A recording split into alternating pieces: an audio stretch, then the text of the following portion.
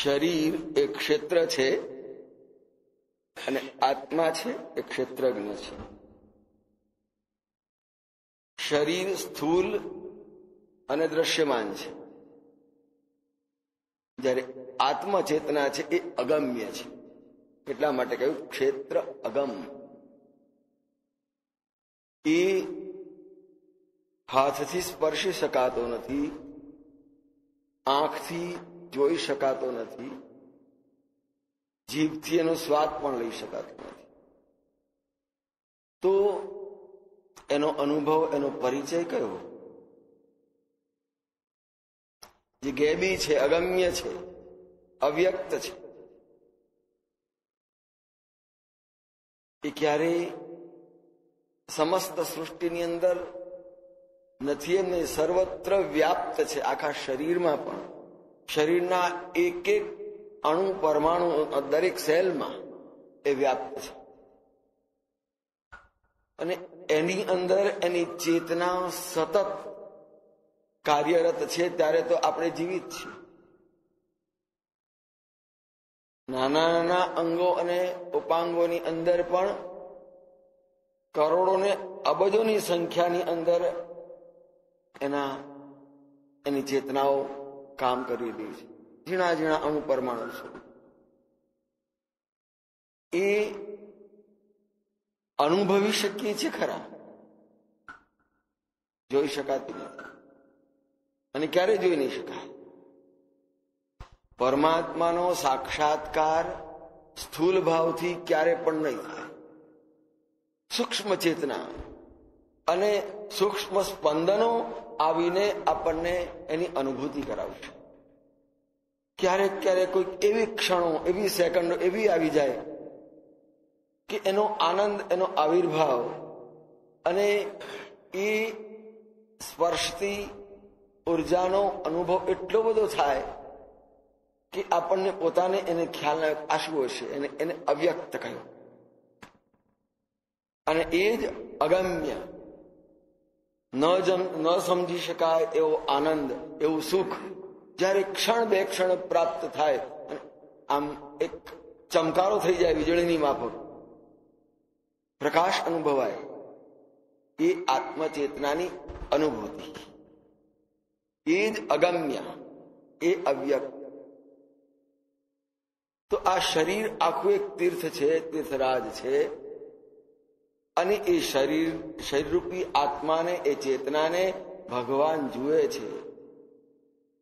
તીર્થરાજ દીખ રઘુરાજ. ભગવાન એ તીર્થરાજને, આ શરીર તીર્થ છે, નરક નથી. શરીરની અંદર આત્મચેતના વસે છે, માત્ર ગંદકી નહીં. પણ એ આત્મચેતના પવિત્રતાની અવહેલના કરીને માત્ર નરકની અંદર જ આપણે માણસ પોતાના જીવનને ઉથામ્યા કરતો હોય.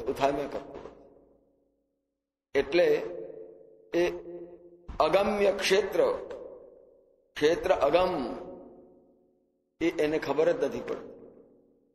જીવન પર્યંત આ શરીરથી આપણે આત્મચેતનાની સાથે રહીએ છીએ. જેમ બે પાડોશીઓ રહેતા હોય, એક ઘરની અંદર બે માણસ રહેતા હોય, એક રાત્રે કામ કરવા જતો અને દિવસે કામ કરતો, પણ છૂટા પડે તો કે ભાઈ મને ખબર નથી મારા ઘરમાં કોણ રહેતું, હું નથી જાણતો. એમ આપણે પણ જીવનના છેલ્લા શ્વાસે પણ આપણી સાથે રહેનારી આપણી ચેતના, એને ઓળખી નથી શકતું. માત્ર શરીરને જ ઓળખીએ છીએ. એના તરફ દુર્લક્ષ, અગમ્ય છે. એના સાથ વગર જીવી શકાવાનું નથી, છતાં એનાથી બિલકુલ અજાણ, ખબર જ નથી, અજ્ઞાન. આત્મચેતના શું છે? ખબર કે મનથી બધું કામ લઈ લઈએ છીએ, મન કે એ પ્રમાણે કરીએ છીએ, મનનું જ ચાલે છે. આત્મા શરીરમાં છે પણ શું અમને ખબર નથી. એ અવ્યક્ત ચેતના ના તીર્થે પ્રભુ જાય છે. અને એ ચેતનાની અંદર જયારે અગમ્યતાની અંદર ભગવાન આવીને પધારે ને ત્યારે એ ક્ષેત્ર તીર્થરાજ બને છે. તો અગમ્ય એવા ક્ષેત્રની અંદર ગડગાડ સુહાવા, ત્યાં કિલ્લો છે. નવદ્વાર પુરે દેહી, દેહનગર 10 દ્વારનું રચ્યું રમવાને રાસ, તાન તાલી ચૂકે નહીં મેળવે દાવેદાર. હરિગુરુ સંત કૃપા થઈ પૂર્ણ પદ પ્રીછ. એ ગઢ 9 દ્વાર, એના 9 દરવાજા છે. તો એ અગમ ગઢ અને સુંદર છે. શરીર પોતાનું કોને સરસ ન લાગતું? પોતાનું શરીર ગમે તેવું હોય તો પણ એ પોતાનું છે. એને સારામાં સારી રીતે સાચવવા માટેનો પૂરો આપણો પ્રયત્ન હશે. સ્વપન એવું નહીં પ્રતિપચ્છિન્નતા, બીજો છે જ નહીં ને. ભલે આત્મચેતનાને ન ઓળખતા હોઈએ છતાં સ્થૂલ ભાવના શરીરને હું કરીએ છીએ અજ્ઞાનવશ. પણ સમજાય કે શરીર હું નથી. શરીરની અંદર તો પરિવર્તન આવતા જાય છે. નાનું હતું, બાળક બન્યું, કિશોર બન્યું, યુવાન બન્યું, પીઢ બન્યું, પ્રૌઢ બન્યું, વૃદ્ધ થયું અને અપક્ષીય તે જર્જરિત થઈને સમાપ્ત થઈ ગયું. આ બધી જ આખી જે પરિસ્થિતિનો માર્ગ, એની અંદર આત્મચેતના તો એક જ અદ્વિતીય. વિકૃતિઓ આવી તો આ શરીરમાં આવી. જન્મ થયો તો શરીરનો થયો, મૃત્યુ થયું તો શરીરનું થયું. એટલે સ્વપ્ન એવું નહીં પ્રતિપચ્છિન્ન ભાવ, કે જ્યાં આત્મચેતના સિવાય બીજો કોઈ છે જ નહીં. આત્માની અનુભૂતિ અભ્યાસથી થાય. શરીર હું નથી એ ભાવથી પ્રાતઃકાલમાં એકાંતમાં શાંત બેસી જાઓ. ખૂબ ધીરજથી મનની સ્થિરતા આવે એ રીતે અભ્યાસ કરવો પડે. અને ત્યાર પછી હું આત્મચેતના છું વચ્ચેનો એક આડાશ વિઘ્ન, એ શરીર પણ હું નથી. એક ક્યારેક આનો અનુભવ કરજો જોઈએ. શરીર પણ નથી એમ મનમાં દ્રઢ સંકલ્પ કરી અને બેસી જાઓ. વ્યાપકતાનો એટલો આનંદ આવશે. સમસ્તની વ્યાપકતાની અંદરની અનુભૂતિ થશે આત્મચેતના. હું શરીર, અને જ્યાં સુધી પાંજરામાં બેઠેલા છે શરીર હું છું, શરીર મારું છે. પણ મહાપુરુષો તો કે છે આ તું નથી, તારું નથી. આ શરીર મેં નહીં, મેરા નહીં. શરીર હું છું જ નહીં, શરીર મારું પણ નથી. હું છું અંદર રહેલી આત્મચેતના, અને તે પણ સ્વપ્ન એવું નહીં પ્રતિપચ્છિન્ન. બીજો કોઈ છે જ નહીં. માત્ર સર્વત્ર ભગવાન જ બેઠેલા છે. કૈસન કરો બિરો, સર્વત્ર એ જ છે. કોને દુશ્મન માનવું? એટલે પ્રતિપક્ષી દ્વૈત બીજું છે જ નહીં. યાજ્ઞવલ્કે કહ્યું કે લઈ જાઓ બધી ગાયો,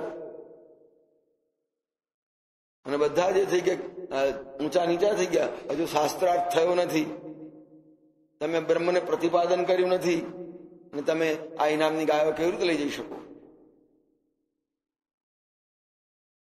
તો કે છે બોલે બીજો રે થાય. બોલીએ ને એને સમજાવવા જઈએ તો એ જુદો છે, હું ને એ જુદો છે. તત્ ત્વમ અસી, તત્પદ તમ પદ ત્યાગીને અસી પદમાં ચિત્તધાર. મહારાજની આ વાણી છે. તત્ એટલે છોડી દે, ત્વમ શરીરને પણ છોડી દે, અસી છું જ. તે પણ નહીં, તું પણ નહીં, અને એ સિવાય જે છે તે અસી છું જ. તત્પદ તમ પદ ત્યાગીને તત્વમસ્યાદિ વાક્ય શિષ્યાન સંબોધયંતમ એમ કહ્યું. તો એ તત્પદને પણ ત્યાગ કરો, ત્વમપદને ત્યાગ કરી માત્ર અસી, જે હું છું, અદ્વૈત ભાવ, સ્વપન એવું પ્રતિપદ છે એવું નહીં, જ્યાં બીજો છે જ નહીં, એ ભાવને તીર્થરાજ પાસે જોયો ભગવાને કે તીર્થરાજ એની આ સાત્વિકતા છે, એનામાં આટલી બધી અંતર્મુખતા અને સ્વસ્વરૂપની અંદર આટલો બધો અનિષ્ટ છે. અને એટલા માટે પ્રભુએ એની પાસે જઈ અને જોયું કે આ તીર્થરાજ છે. સેન સકલ તીરથ બરબીરા, એની રાજા કયો, એનું સૈન્ય કયું કે જેટલા જેટલા તીર્થો છે એ બધા જ તીર્થ એ શ્રેષ્ઠ વીર છે. કોઈ પણના પાપને, કોઈ પણ અપરાધીના અપરાધને ધોવાને માટેના એનામાં પૂરેપૂરી ક્ષમતા છે. એવા તીર્થો એના સૈન્યની અંદર છે. શ્રેષ્ઠ બર એટલે શ્રેષ્ઠ તીર્થો. અનેક પ્રકારના કલુષ, કલ્મશ, જે કઈ પાપ હોય, જે ક્લેશ હોય, જે કઈ કાળા કર્મ હોય, એ કલુષ અનેક, કલુષની મોટામાં મોટી સેના હોય. મહાભારતની બંને સેનાઓ મળીને ભેગી થાય, ગમે એટલી મોટી સેના હોય, સૈન્ય હોય, તે બધાનું દલન કરીને બધાની ઉપર વિજય પ્રાપ્ત કરી શકે એવા વીર રણધીર તીર્થો તીર્થરાજની સેનાની અંદર છે. આપણા જીવનની અંદર એક એક વિચાર તીર્થ બની શકે છે. અનેક વિચારો આવે છે અને સારા વિચારો કરીએ તો દરેકે દરેક વિચાર તીર્થની સેના બની જાય. વિચારોની વણઝાર જેને કહીએ છીએ. અને જો વિચારો ખોટા હોય, હીન હોય, હલકા હોય તો નરક બનાવી દેશે. અને એ પુણ્ય ધોનાર, પાપ ધોનારને બદલે પુણ્ય ધોનાર બની જશે. તો અહીંયા આગળ કહ્યું સેન કલુષ અનીક દલન રણ, એવા રણની અંદર આમ ઉભા રહી શકે, પાછી પાની ના કરી શકે. એક એક દ્રઢ વિચાર ને દ્રઢ સંકલ્પ હોય ને તો માણસ પાછી પાની ક્યાં કરવાનો?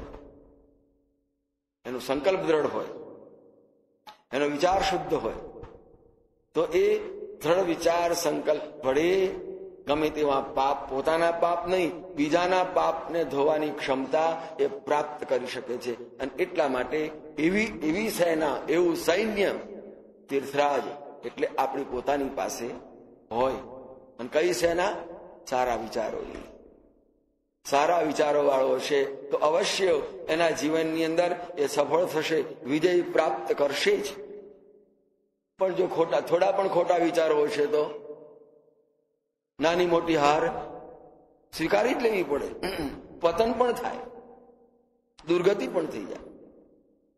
પણ અહીંયા જીવન તીર્થ બતાવ્યું છે અને ભગવાન તીર્થને જોતા હોય છે. કયું જીવન તીર્થ પાવન છે? પ્રભુ એની પાસે જતા હોય અને જોવે, જેમ સબરીની પાસે જઈને જોયું, ગીધ અધમ ખગ આમિષ ભોગી, એની પાસે જઈને જોયું, ગતિ દિનની જાત જોયું. યોગીઓ પ્રાપ્ત કરે એ ગતિ ગીધરાજને આપી.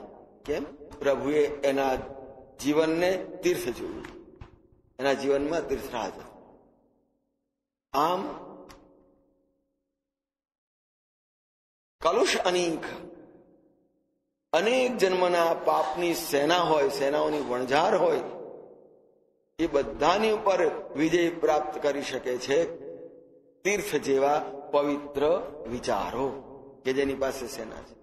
દરેક માણસના જીવન અંદર વિચારની વણઝાર તો ચાલ્યા જ કરતી હોય, ચાલ્યા જ કરતી. પણ વિચારો કયા છે? પતનના છે, બિલકુલ હીન છે, કે સારા ઉચ્ચ કોટીના છે? મહારાજે તો બહુ સ્પષ્ટ કીધું હતું, સાધુ હો તો સમજી લેજો ના જોગ કલાની કૂંચી, તેની દોરી ખેંચો બસ, વિચારોની દોરીને ઉપર ઉપર ઉપર લેતા જાઓ. વિચારોની દોરી જેટલી ઉપર લઈ જઈશું, ઉપર ખેંચીશું, એટલા જ વિચારો ઉર્ધ્વગતિવાળા થશે. નહીંતર એ વિચારો હીનતાના હશે તો તમને ડૂબાડશે, દુર્ગતિ અપાવશે, દુઃખી કરશે, અશાંત કરશે.